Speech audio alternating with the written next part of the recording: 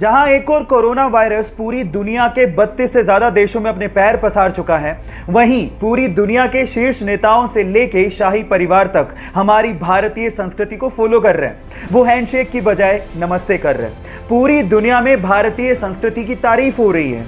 इसमें अमेरिका के राष्ट्रपति, फ्रांस के राष्ट्रपति, इजराइल के प्रधानमंत्री, जर्मनी के चांसलर से लेके ब्रिटेन का शाही परिवार शामिल है और सबका यही कहना है कि अगर हमें कोरोना वायरस से जंग जीतनी है तो इसमें भारत का नमस्ते एक बहुत बड़ा हथियार साबित हो सकता है।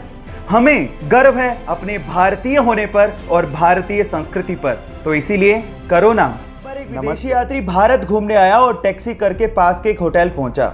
जैसे ही वो होटल में चेक इन कर रहा था, उसे पता लगा कि उसका पर्स टैक्सी में रह गया। उसने होटल वालों को कहा कि प्लीज आप टैक्सी वाले से कांटेक्ट करिए, लेकिन उन्होंने कहा कि हमारे पास टैक्सी वालों के कांटेक्ट नंबर नहीं है। उसने भी बहुत कोशिश करी, लेकिन टैक्सी वाले का कहीं पता ही नहीं लगा। वो पूरी तरह से घबरा गया था क्योंकि उसका क्रेडिट कार्ड, उसके आइडेंटिटी कार्ड सब पर्स के अंदर थे। लेकिन 2 घंटे बाद वो टैक्सी वाला आया और उसने उस विदेशी यात्री को उसका पर्स थमा दिया। विदेशी यात्री ने खुश होकर उसे $70 देने की कोशिश करी, लेकिन उसके बाद जो टैक्सी वाले ने जवाब दिया वो आप लोगों को सुनना चाहिए। टैक्सी वाले ने कहा कि इस रिवॉर्ड के लिए मैंने आपको आपका पर्स वापस नहीं किया है। मैंने आपको आपका पर्स इसलिए वापस किया है क्योंकि ये आपका है। अतिथि देवो भव की भावना को साकार करने वाले उस टैक्सी वाले को मेरा सलाम। हम लोग फ्यूचर में पानी पिएंगे नहीं, खाएंगे। हो गए ना हैरान? बट ये बात सच है।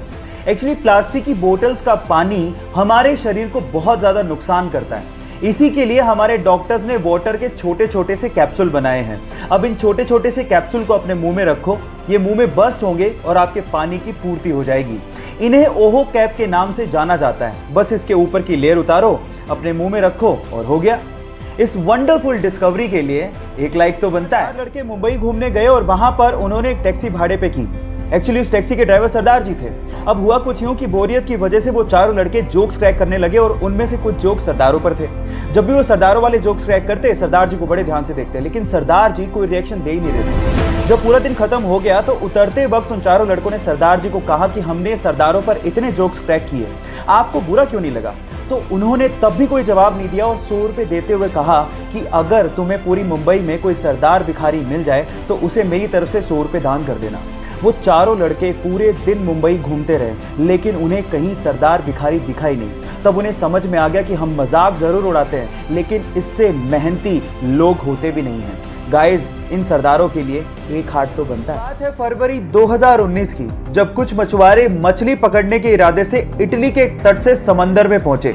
जब वो समंदर के बीचों बीच थे तो उन्हें कुछ दूरी पर कुछ तैरता हुआ दिखा। शुरू में तो उन्हें लगा कि शायद ये कुछ लकड़ी के टुकड़े हैं, लेकिन जब पास जाके उन्होंने देखा तो वो ये देख के हैरान रह गए कि वहां पर 2 हिरन तैर रहे थे। Oh my God! अब ये हिरन समंदर के बीचों बीच कैसे पहुंचे, ये आज तक एक रहस्य है।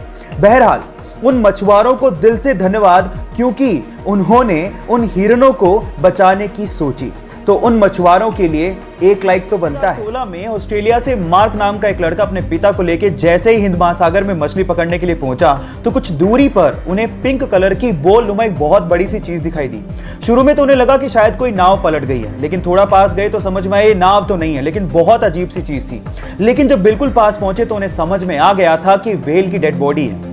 अगर आपको इन फ्यूचर कुछ ऐसा दिखे तो तुरंत उसे दूर भाग जाइए, नहीं तो आपकी जान भी जा सकती है। होता कुछ यूं है कि व्हेल के मरने के बाद उसके अंदर के बैक्टीरिया गैस प्रोड्यूस करने लगते हैं। अब चमड़ी मोटी होने की वजह से वो गैस बाहर नहीं निकल पाती और प्रेशर बढ़ने की वजह से वो फट पड़ती है। अब अगर ऐसा कुछ दिखे इन फ्यूचर तो सावधान जरूर रहिएगा।